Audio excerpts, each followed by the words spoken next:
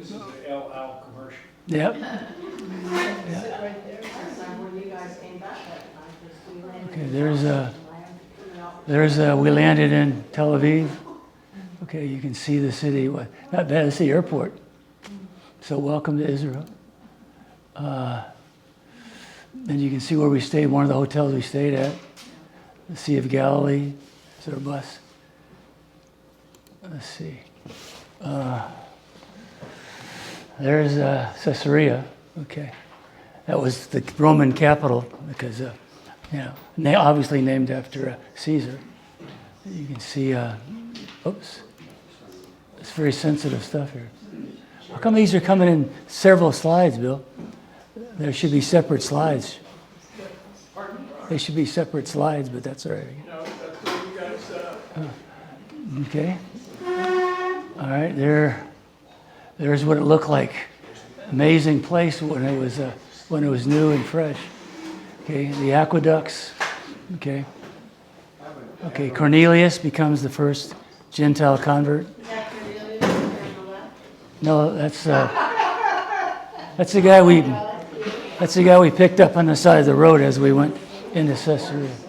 He was hitchhiking. There's where Elijah kills the prophets. Okay. All right. Where the fire. You know, who knows the story of Elijah? The prophets challenged him to bring down fire from heaven. And they built an altar and put all stuff on it. Did nothing happen. Elijah uses what? Wet wood. And the fire comes. And so, I'm going to talk about prophecy today. Prophets. Any comments, Larry? There's the Where he's sitting there in the picture, if you see his right arm, where his right elbow is pointed at, down there in those tree lines, a little bit farther to the left, and down, right down in that tree line, a little farther down, is where the actual site was. Okay, I had that pointed out by the archaeologist. the site of Elijah and the prophets. Where he actually would have killed them. Everybody always thinks that it's up on where this monument's at, but it's actually down there in the valley. And if you, right there, right where you're at, don't move it. That is an air base. Okay, people wonder where do the Israeli aircraft hide at. Okay, that air base, just a little bit above that, is where all of the northern aircraft are kept at that air base, and they're all in elevators. Okay, it's a completely underground air base. Wow. No aircraft on the surface, and they can be out of there like that. Okay, isn't that Syria in the distance? What? The- No, that's not. Syria's way over there where you're at now, yeah. yeah, that's what I mean in the distance. That's what do they call it? Jordan River Valley. Yeah, that's how close it is. Be farther to our right. And that's why Israel took control of those because they're high.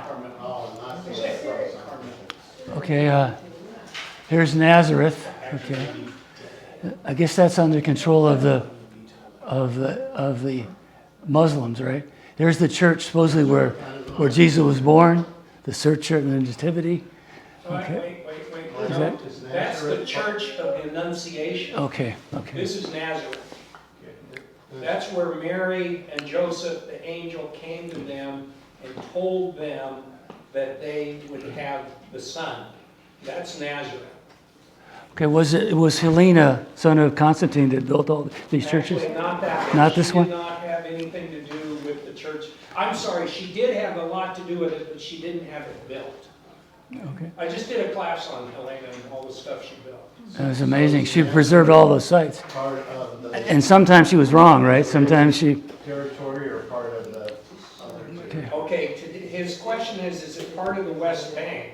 Yes, it is. But for most years, Nazareth was always a Christian and Jewish city. Today, it is a full Muslim city. The Muslims have taken over Nazareth almost extensively. Yeah, we went there. We had to get off. Our guide had to get off the bus because she was Jewish. Well, they wouldn't let her in. That was Bethlehem. No, that's Bethlehem. Bethlehem? That's We Bethlehem. didn't go to Nazareth. Okay. Yeah, you may not have went there. There's a cave in We there. took one wrong, we didn't go there. All right. He might have another one. Okay, yeah. I get my trips mixed up. All right, there's Mount Megiddo. Okay, that's going to be Armageddon, Valley of Armageddon. right there. That's supposedly where the, airplanes were in that valley. No, if you go up to the top there, you'll come to Mount Carmel, somewhere in there, off to the left. Off of theirs. And then that's, Megiddo is south of, Oh, yeah, I'm confusing it, yeah. yeah, that's where the final battle of Armageddon is supposed to take place, right there. And Armageddon, Samaria, basically, where your pointer is at Samaria. okay. All right. What else is on here? There's the model, okay, the model of Jerusalem. There's another off into the distance, all right? Okay. I guess this is another hotel we stayed at Sea of Galilee.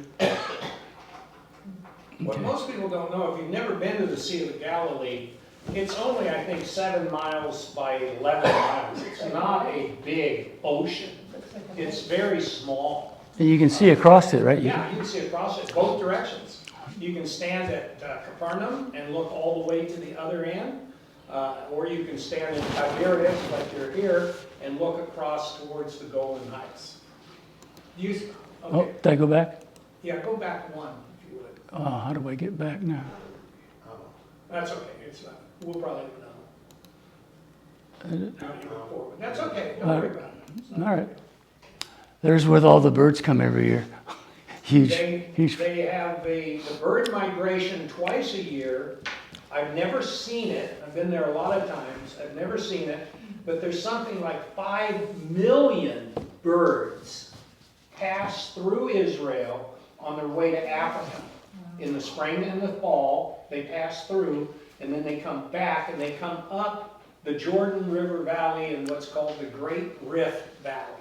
It comes all the way, basically, from Europe all the way down to Egypt. But they say it's an amazing sight when the birds are migrating. There's Tyre too. That's the city that's built out. Well, Alexander the Great, when he came through, wanted to conquer Tyre, Yeah. and they moved everything to an offshore island. And then Alexander scraped the ground and put it in there, built a causeway. All predicted in the Bible that he would cast the city into the sea, and he actually cast all the rubble from the city into the sea. All right. I guess that's Mount Hermon, right? Yep. Yeah. The Jordan River, the headwaters of the Jordan River flows down through there, through Caesarea Philippi, and it flows there, and that's where the headwaters of the Jordan are. Yeah, this is Abraham's Gate, which means the passage from on the Fertile Crescent, right? You go around the Fertile Crescent and come in through there. There's we talked about the authors of Baal. This was the guy that took the northern kingdom. And right where Ron is standing, I'm assuming that's you there, Ron. Could be. Okay, if you look behind Ron, you could, and this is not an exaggeration, you could throw a stone from where Ron is at and hit in Lebanon. Yeah. That's how close that site is. The Nimrod's castle up there, okay, that I've been there a couple times now, and it is so amazing. Tours don't go there because it's hard to get big buses up in there, but when I do my small tours, I can take them to Nimrod's castle. And it's how many of you have heard of Baybars the Mamluk? Okay, well, he saved Western civilization from Genghis Khan. What were they called? The Huns? No. Mongols. The Mongols, yeah, okay. That castle is named after Baybars because it's not far from there that he defeated the Mongols and saved Europe. One of the Mongols came down south, decided I'll wipe out, I'll go conquer Egypt first. And that's where they were defeated. And they went back to China or Mongolia after that. Well, the Great Khan died and all the sub-Khans Yes. had to go back to vote Yeah. who would be the next Great Khan. That's right, they all had to go back, yeah. They conquered eastern Poland for about 2 generations and all of Hungary, as well as the Ukraine. And Muscovy was a tributary kingdom for about 3 centuries to the Mongols. Yeah. They came really close. Now here's what the tunnel to hell, right? That's the entrance, Caesarea Philippi. the entrance Gate to of hell. Yeah. That's where he was a baker, right? He went to Philippi. Don't repeat that one, Ron. How do your students ever understand? Maybe you should what give you're that doing? one to Pastor Lewis. Let him use that. Oops, I missed it again. Oh, and back one. There's that was Oh, that. one That's thing called about that the gate too, real quick. that gates to hell, isn't it? Yeah, that's the gates of hell where Ron's at now. Go back to whichever way you came from there.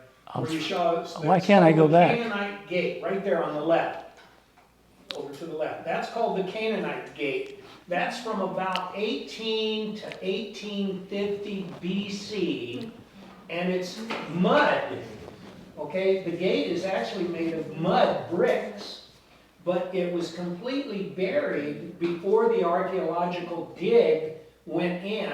And this is it's in what's called Tel Dan. The tribe of Dan left southern Israel to Gaza. They left the Gaza Strip because nobody wanted to live there. And they came all the way up to northern Israel, and they built this city called Dan, and that is one of the original gates. Oops.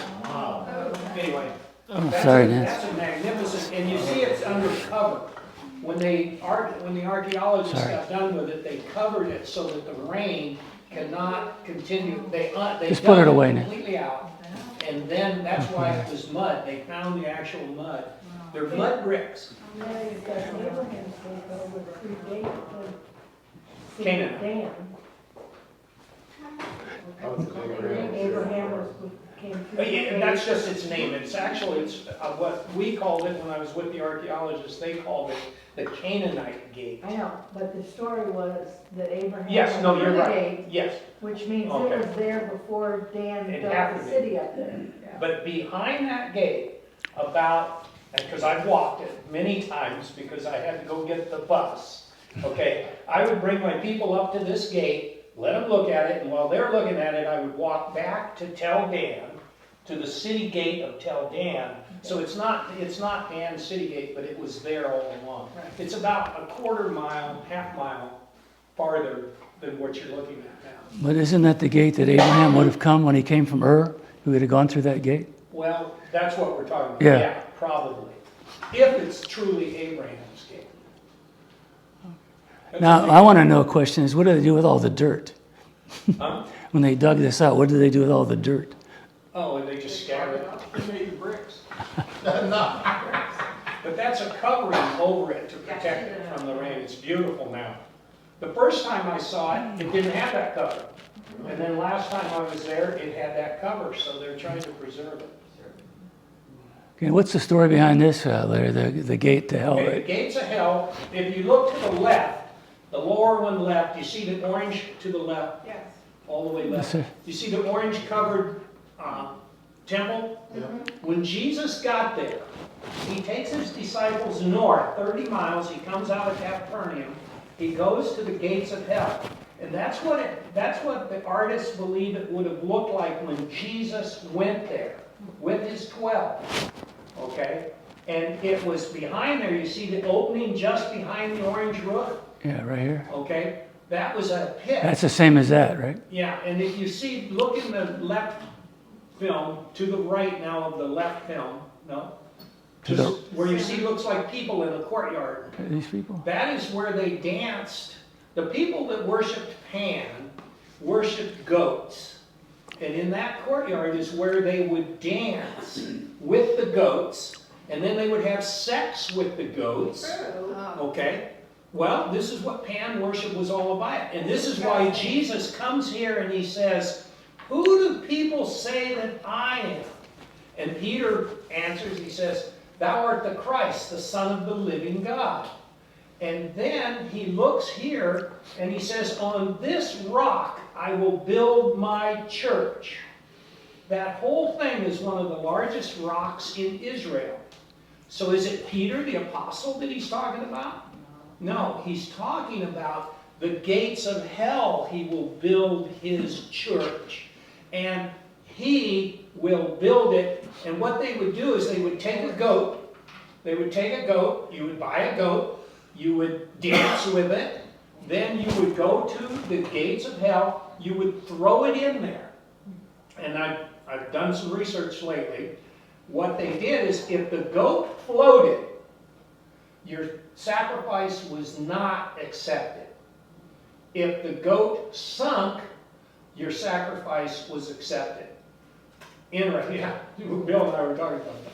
Okay. I think the term goat float just She's got a good question. She said, did they do it with infants here? I don't know that this particular site The was. stuff we Is read that when what we you were read? there. Okay, well, Said it was infant sacrifice. okay, Human okay. infant sacrifice? Well, it's very common. Infants were thrown into this open well behind that temple. Yeah, it was very common in that ancient world. But see how modern it would have looked? Female only? No, any unwanted child. Oh, wow. Or any child that was perceived to have been conceived from sex with a temple worker. in some cultures, All right, next one. cultures, it was the perfect children, it was the honor, you know, Oh, that's. there you go. You're up on, this is the Golan Heights. He's up on the Golan Heights at a Syrian overlooked military watch. I think this There's is a the bunkers. tank. Did you guys go through the I've bunkers? been in that bunker years ago, and I hated it. Did you go through the bunkers? I Yeah. hated it. This is in 1976, and I did not like it at all. Yeah, you can go through those bunker networks up there and look down at Syria. Oh, yeah, we were- This is the restaurant we eat in. I remember now because. That's St. Peter's fish. They eat the whole thing. St. Peter's fish. You had to eat the whole thing. And True that's, story about St. Peter's fish, which is tilapia. You get it at the Sea of Galilee. And I said to the young lady that brought it to us, and it's a big restaurant, giant restaurant. And I said, you know, I had requested mine without the head on it. And she says, really? And I said, yes, it is a true story, I swear to God. She said, oh, let me fix that for you. She grabbed it off my plate, and she ripped the head off, and she put it back on my Yeah, they bring over the. They get the whole set. be careful what you ask for. Right? Did you leave a tip? It just, He left the head. she did that for effect, and it was really an effect. This is an Israeli tank then. Yeah. Yeah. Okay. Okay. Then we go to the Church of St. Peter. Okay. No, this is the Church of the Primacy Okay. of St. Peter. Okay. That rock is the Mensa, okay, the Christa Mensa, or the Mensa Christi. That is where supposedly Peter, when Jesus met him after the resurrection, Peter says, I go a fishing. So he went back to the Sea of Galilee, and it was on that beach right there, the Mensa, or the Primacy of Peter. And on that rock is where the church, the Catholic Church, believes that Jesus fed the disciples that were there that day with the fish. So it's And just the beach with the heart? Ask Peter 3 times, do you love me? Right, yeah. And you see to the right top, I had been there probably 10 times before I ever saw that. You see it's Jesus with Peter on his knees. Isn't that interesting? I've never seen it. And does anybody remember what these stones are like? They're different. Little heart. Yeah, they're shaped, heart-shaped. They claim their heart. Yeah, they didn't look like hearts to me. I found a couple. They look like a triangle. Go with it. And if you can hold that picture real quick, Ron, if you see what looks like clouds behind Ron, okay, that's actually the Golan Heights over there. But you know, our heart isn't shaped like this, really. It's probably We move on, all right? our physical heart. Now, this is a boat they had found about the time of Jesus. Yeah. They So, call it the Jesus boat. I actually met the man who found that. When I was there with the archaeologists from Hebrew University, we had a dinner with him and his cousin. These were the people. This was a major find. It is not Jesus' boat. Okay? it's not. From the time of Jesus. There was a big sea battle. There was a big sea battle. William thinks that the reason it survived is because Jesus touched it. Yeah, That's a strong argument. that's right, I agree. I like it to be Jesus. I wouldn't want to ride in it, though. Yeah, it's in the Sea of Galilee it's a place called Gennesaret. Kibbutz. There I am working my strength. We did a thing in Sunday school about the boat, and one day as I came in, and I set the tables to the size of the boat, which was 24 feet. Yeah, Now, you realize that these 3 tables are 24 feet. Oh, wow. What's your, So what's, this is Not not very talking big. about, we ain't talking about a Chris Craft or a cigarette boat. We're talking about something that if you bring these 2 in, that it's 1 table width wide and these 3 tables. and remember, the level of the water today is substantially lower than it was in Jesus' time. Okay, so these the 2 brothers, I said cousin, but the 2 brothers, when they found it, they were walking along the Sea of Galilee, and the one kicked, he thought he had kicked a rock, and it wasn't, it was a piece of steel, metal. And so, like every Israeli, he's an archaeologist, he started to dig around it, and then they started realizing they might have found something big, and then they called in world-famous archaeologists. One of my professors, Abner Gorham, was called in, but he wasn't an expert in sea archaeology, and they brought in some of the most top people in the world to dig that out of the water. At least it was just like what Yeah. Jesus. what did they use to date it? To date it? I don't know, probably, It's wood, isn't it? yeah, it's wood. Carbon 14? But they know there was a big battle between the Romans and sometime around there's a big sea battle where there were a lot of Jewish boats sunk. So the 2 brothers that found it, their comment is, why did God, now they're not Christians, so they're not going to call it a Jesus boat. People call it the Jesus boat. But they believe it was definitely Jewish and that it was from their time. Let's see if I can. There's the boat we rode on the Sea of Galilee. Yeah. And had music. There's the thing. Always a special day. There's William and his. And, Special day. So those boats are much bigger than the boats that Jesus used. Yeah. whoops. Oh, yeah. Oh, You went the wrong way. I know. I pressed it on the. You see, it's a There it is. boat. It's not a- See these here? One more? And it's gotta be One more? handled by No. midnight. Here. See these here? There's our jet skis. We got buzzed. Bunch of jet skiers buzzed our boat. Trying to splash us. And normally you're on a Christian tour, so they have a Christian, they sing Christian songs, and it's really neat. Okay, so then we celebrated the Sabbath. Shabbat. We had the dinner and everything like that. And the elevators don't work right. You can't push the buttons, you No. go all the way up to the top. They have what are called Shabbat elevators. Do you mind me talking, Ron? Not at all. Not at all. You know this better than I Shabbat do. elevator, if you're in a 20-floor building, if you get in any elevator, if you get in a Shabbat elevator, it stops at every floor. Because the Jews, and there's a lot of wrong concepts on this, the Jew won't push the elevator button because people say the Jew won't push it because that's work, and that's not true.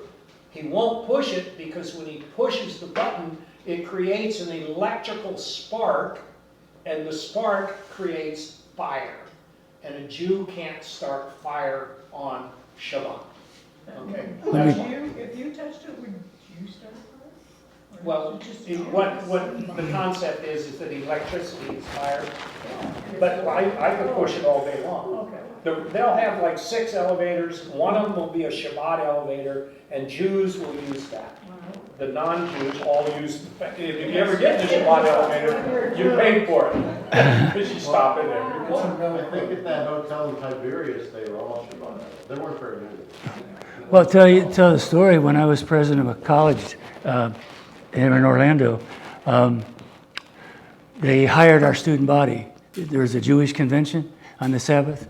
They hired all our students, paid us like 10 grand to come and operate the elevators. The students would go there and open it up and down. Someone else can push, but they can't. Yeah, somebody else did it. So yeah, so that we would really could use the money, the $10,000. There's three things that hold the Jewish people together.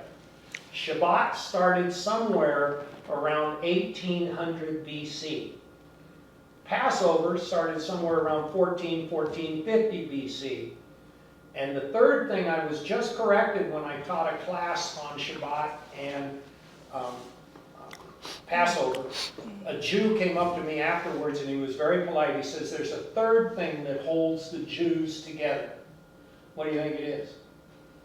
Persecution. That's true. Persecution. What did- Interesting thing I'm doing some research on right now. What was October 7th? It was No, the 50th it was a holy day. The last day of Sukkot. And The the Hamas 50th, knew it. and the 50th anniversary of the Jewish defeat of the Palestinians in the 1973 war. There The was a 73 reason war. they did those dates. But isn't that, you're going to tell me it's not a battle between light and darkness? It's a battle between light and darkness. They picked that morning to hit that group of people that were celebrating Shabbat, Sukkot. Yeah. In those three things you mentioned, what does the synagogue fit in? The synagogue, really, even though you hear Jesus talk about the synagogue, and he went to synagogues, for instance, if you want to go, you can go to Magdala. Magdala has an accurate synagogue that Jesus would have probably been in, okay? And the synagogue really came into its own after the destruction. After 70 AD, the synagogue became powerful because there's no temple to go to, okay? So it became... the synagogue really began to be, it didn't replace the temple because nothing could replace the temple. The depression among Jews from 70 AD all the way to 200 AD was so incredible. The depression, the leadership, the Sanhedrin moved north. Titus allowed the Sanhedrin to escape, okay, Jerusalem. He didn't have them executed. Titus did not hate the Jews. Okay, even though they almost killed him during the siege. But he let them escape because he didn't want to see the destruction of the Jewish people. So he let them escape, and they moved north, and they moved all around, and they ended up in 190 or so, all the way mid-Galilee, in a place called Beth Sherim. And that's one of the places I take my tours to is Beth Sherim, not Beth Shan, Beth Sherim. And it's a graveyard. And there you can sit on a tiny amphitheater about as big as this room, and you would know that you sat where the greats of Judaism for 100 years ruled Israel. Yeah, it's pretty cool. Okay.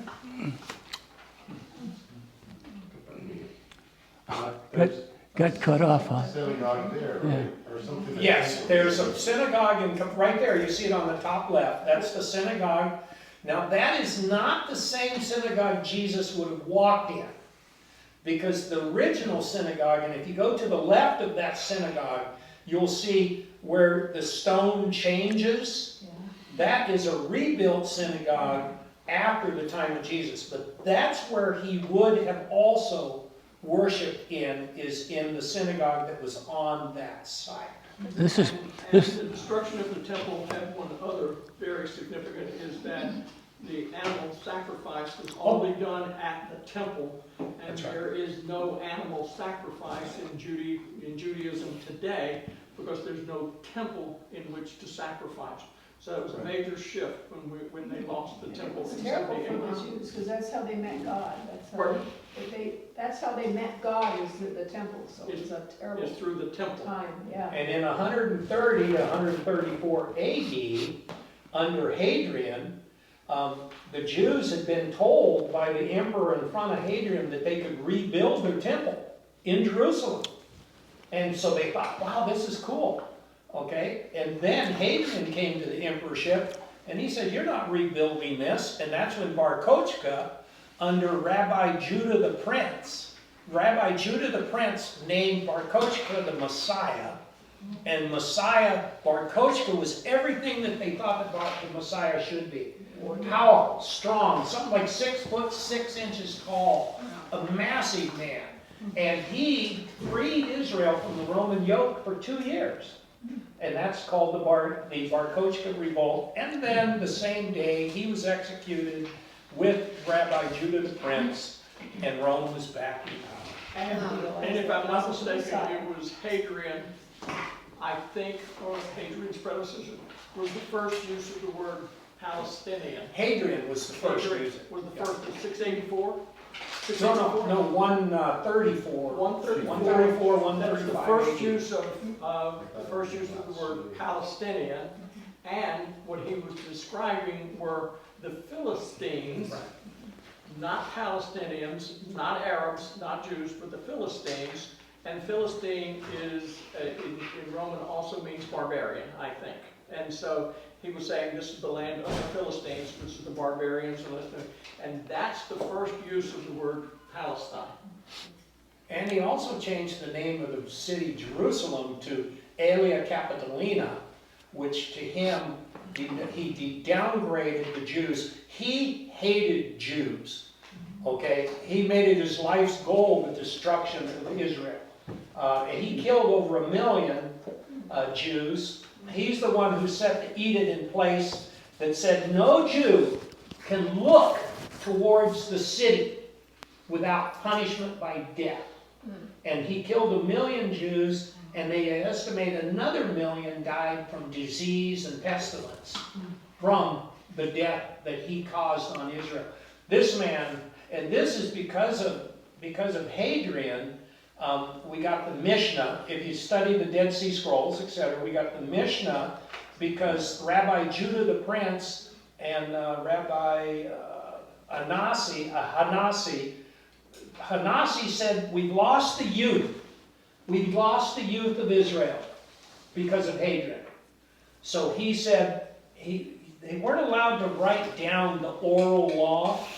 They had the written law, okay, which was already in the ground in the Dead Sea Scrolls. Then he wrote down, Hanasi said, we've got to get the oral law written down. He had 25,000 disciples. He was a very powerful rabbi, and he said, I will begin to write the oral law down. Long story short, Hadrian tries to have him executed. And I'm sorry, I think it was Hanasi that called, it was Rabbi Judah the Prince later. He ends up, Hanasi is the one that's executed the same day as Bar Kochba. Yeah. Okay, that church right there, look at that church. If you go in that church right there. There it is, that's did you guys inside. go in there? Yeah. Yes, Look down. yes, You can see underneath it is Peter's mother-in-law's house. that's Peter there, right? Yeah, And that's his, supposedly, thought it was Peter's house, but it's his mother-in-law's house? mother-in-law's house. And that is considered to be a legitimate archaeological site, probably 90–95%. Okay, when I give archaeological sites, I'll give you percentages that it's real. That's considered 90–95% because they found repeatedly in the walls all around it Peter's mother-in-law. Peter's mother, the home of Peter's mother-in-law. You know, so, but now that would have been from the Byzantine Empire 300 years later, 200 years later. But it's considered a very legitimate site. That's a beautiful church, by the way. It's a Catholic church. So why did Hadrian build the wall then? If he hated the Jews, was he trying to keep them out of Jerusalem? No, Hadrian's Wall is in Scotland. What's the wall around Jerusalem? It's somebody's wall. No, somebody built it. Well, that's Solomon the Magnificent in 15. Suleiman. Suleiman, however you say it. I always say Solomon, but yeah, it's Suleiman. okay. Yeah, you're So it's a correct. different guy. Hadrian's Wall separates Scotland from England. Yeah, yeah. And there Three walls. All right, let's go on. Say goodbye I should to, get paid for teaching this today. I know. Hey, We're going to give you double his salary. Okay, good. Or you could have a donor. Right. All right. What question? What? You've got You're on slide 22 of 54. Oh, Oh, better. really So slow. you either have to. Let's meet We up. can do this next week. What we do is need to. There's the city. I won't be here next week, so you'll be able So to. we pastor. There's supposedly where Saul and Jonathan are buried in that, under that rubble there. Oh, yeah. There's the That picture baptism, that you Jordan just saw River. there, oh, this is the Jordan River, and this is not the real site. This is the one up there, Yardenette. No. No, this is. Oh, is this at the Jordan River? We were Okay. down by, Okay. Yeah, but it's. There were guards. There were guards on the other side. yeah. Yeah, Okay, they're then that's the real Jordanian. site. Or close to the real I think site. that's Kathy Sedbury. So she was rebaptized. Who? Kathy Sudbury, she was. Okay, there's the Qumran. Dead Sea Scrolls are okay, supposedly in one of these caves. I don't know if that's the exact cave or not, but that's where they were found. That's cave 4. Okay, and there's Masada. You see where the difference is. Yeah. And then the Hotel of Dead Sea. Very nice hotel. And Yeah, Got some good pictures here. yeah, good picture. see, there's me walking on water. I just thought, What about the one you're floating? That's funny too. well, you can't sink. Just before we got there, some guy drowned. He fell face into the water and couldn't get up. It's hard to stand up. Well, I was the kind of the guard for Judy and Kathy. I was their escort through that, and Judy wanted to be lowered in. And I laid her down back. She screamed right away, "Get me up, get me In up." the saltwater pool in the hotel, they have railings so you can pick yourself up. Because you can't really stand up, you float so high. Wow, yeah. They drown there all, because it's so acidic that if you get a mouthful of it, and you're panicked, because it's not like floating. Your legs come up out of the water. There's Masada. There's the Roman pathway. They built a causeway up to get to the Jews there. So that's Masada. And this is where David hid for a long time from Saul. Okay. And then there's the Qumran. There's the Isaiah scrolls inside there. Yeah, they have it all sealed up, so you can see the scroll of Isaiah. Well, now that, what you're looking at on the left, that's at the Israel Museum. Okay, the other pictures are all Qumran, but the Dead Sea Scrolls are kept under that. And what's it look like? The white thing on the left. The top of a base. Yeah. Okay, let's see. There's our hotel. It wasn't exactly a rustic trip. There's the old city. You can see the Dome of the Rock where that is. You can get the wall. Is that the wall you're talking about, Jim? There's the wall. The wall, yeah, so that's. Damascus Gate, all the different gates. Al-Aqsa Mosque. That's still operating, right? The mosque Oh, yeah. is there still In operating? fact, there's a new mosque underneath the Al-Aqsa Mosque, that it's an illegal mosque that they built when they cleaned out what's called the Solomon's Stables. Okay, let's go on. They have like a landfill up there next to their mosque, it's crazy, they burn garbage, Oh, yeah. it's not clean. There's where the Garden of where Jesus prayed. Garden of Gethsemane. Oh, the Mount of Olives, then, yeah. Okay, Olives are and then there's Gethsemane. there's the church that was there, and then there's where Peter Words. denied Christ 3 times. There's a. Did you guys go into the Church of the Gallicanto? I think so, yeah. Did you go down to the dungeon? Yes. That is a mind boggler, the dungeon. Yeah, there's the rooster that crowed. See that? And there's Bethlehem. That's supposedly where Jesus was born. That I little spot. just learned this. It's got 14 points on that star. You see that star? Why does it have 14 points? Stations of the Cross? No. Nope. It's got 14 points because there's 14 generations between when you lived through Matthew. There's 14 generations, 14 generations, 14 generations. Was there 10 last week? Yeah, No, if I said 10, it's wrong. It's 14. okay. Oh, no, there's 14 points to that star. There's the I doorway. just read that. Okay, 14 generations. I'll have to look.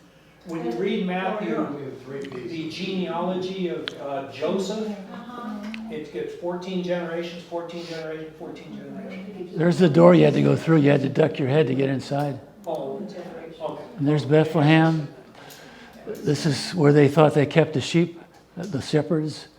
And I think you might have been born in one of those little caves, or a place like that, maybe not that one. Yeah, they kept the sheep in caves. And then there's the Western Wailing Wall. Okay, there's all the prayers.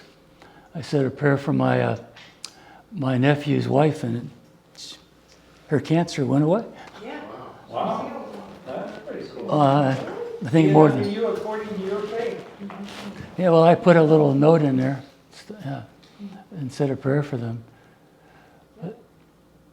And there's the upper room. Now that's not sure, but pretty good guess, right? Where they I met. thought that was a recreation, The Pope said it was. but I thought they said it was too new. Well, Yeah, it is. Well, look at the arches. They're Crusader arches. Yeah, they're not. It's not from the first. But they feel it's the location. It's just off the Zion Gate, and it's just right there where it would have been. He would have had it. Remember, he sent a kid. He sent one of his disciples, and they found a kid, and the kid told them where to have it.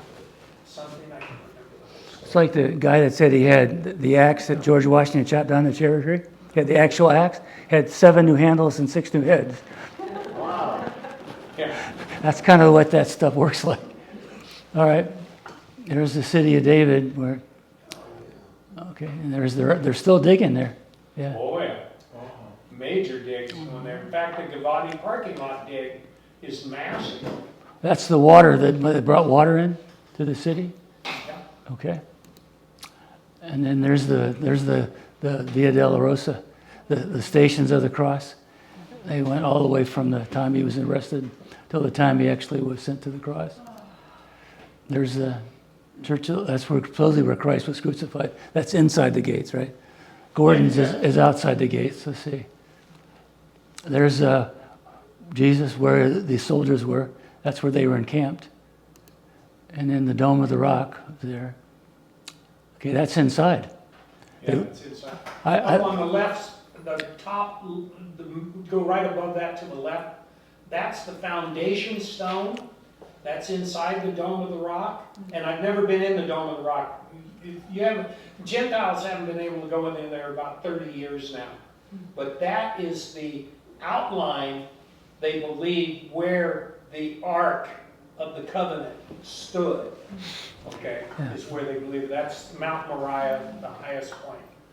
That was missing, I think, from Hadrian's temple. I think that rock was missing. Yes, Yeah. and then they had, Hadrian built a temple on it, a temple to Venus or Zeus or something. Okay. Yeah, Jupiter. There's the Dome of the Rock. There's kind of what it looks like. Okay. You There's ever the see the little dome that's next to it? Yeah, we did. What is that for? She told us, and I can't remember. It's called the Dome of the Chain. There's a little tiny one, and people say that was the model for the big one. Actually, it wasn't. It was some sheik built that for his own private worship. This was for people. The Dome of the Chain was for some Muslim that it But was. the rock is exposed on Yeah. the zone too. I was kind of stunned that this place was not well kept. I mean, weeds and stuff like that were there. Oh. Junk stuff in there. It was, Couches. yeah, I was, Oh, yes. like There's part of Al-Aqsa. the- Part of the platform is like the city dump, fires and. There's the Holocaust Yeah, it's Museum. terrible. This is a holy place for Muslims? Not. Ooh. Wow.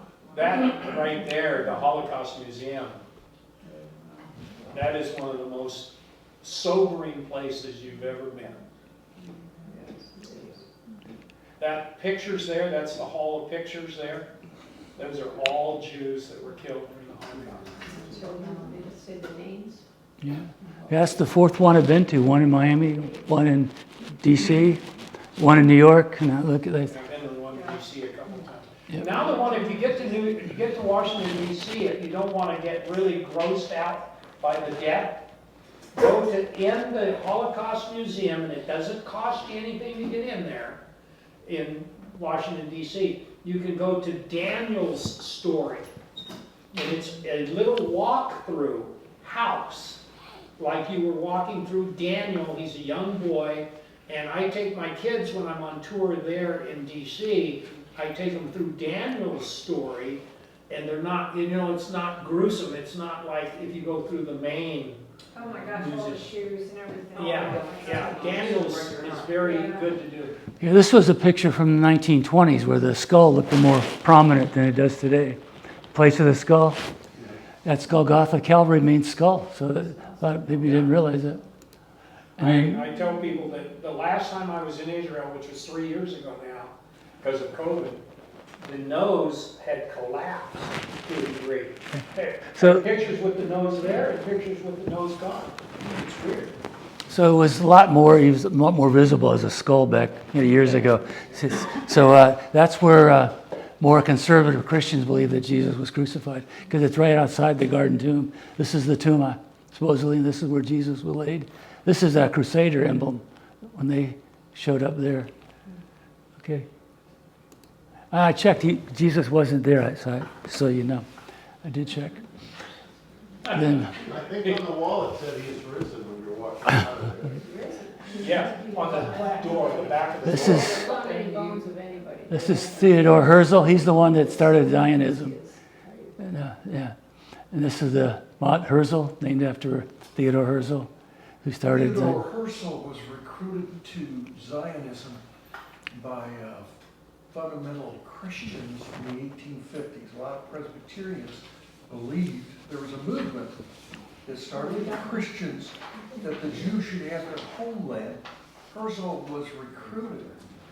And the Christians had a tremendous influence on Balfour, who was the prime minister at the end of World War I, which opened up immigration for Jews. And they had a tremendous influence on Truman, who was the first government official, the first country to recognize Israel. But a lot of people don't understand. In the 1850s, there was a strong Christian movement. You don't often see a Churches picture like this. that the Jews should have their own land. And it caught fire with the Jews. Which is where we had the British coming in, and they had the British colony of Palestine, which was almost all the northern area, and and that's the second place where Palestine shows up in that, and England walked out in like 1890, 91. They said we're done, and they left. And France. And France was in Lebanon and Denmark and, and everybody just said, no, we're done. And left. This is the problem I didn't like about the Holy Lands is commercialism. Everywhere they're selling things. Look at this one. You Google Palestine, you get Israel, you get Palestine. Yeah, all those different things. There's You the can't buy a cheeseburger and a beer. there's the Hebrew University. So, okay. You've taken classes here, Larry? At Hebrew University, yeah, that's where I was at when I was with the archaeologists. What was the name of the course? I took 3 extension courses there. One was on 1st and 2nd century AD rabbis. Another one was on 1st or 3rd through 6th century monasteries and hermitages. This sounds weird, but we would actually go visit. We spent all day in the field. And then the other was the Dead Sea Scrolls under Dr. Reutemann, the curator. Those are the 3 courses I took. Okay, there's where the Isaiah scroll is, right there. Yeah. There's the model of Jerusalem. Pretty amazing. Then we returned home. Went to Jerusalem, to Tel Aviv, to Orlando, back to Celebration.